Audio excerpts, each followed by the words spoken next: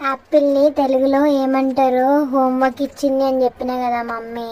మీరు కూడా నాకు మంచిగానే కమెంట్లు పెట్టిరు. కొంతమంది ఏమో కాశ్మీరా పండు అని పెట్టినారు, కొంతమంది ఏమో సేపు అని అన్నారు. కానీ ఆన్సర్ ఏమో మా మమ్మీయే చెప్పింది. మళ్ళా నీకు హోంవర్క్ ఇస్తే నీకు చేయడానికి కూడా శాతనైతే లేదా అని తిట్టి తిట్టి దాని తర్వాత ఆన్సర్ చెప్పింది.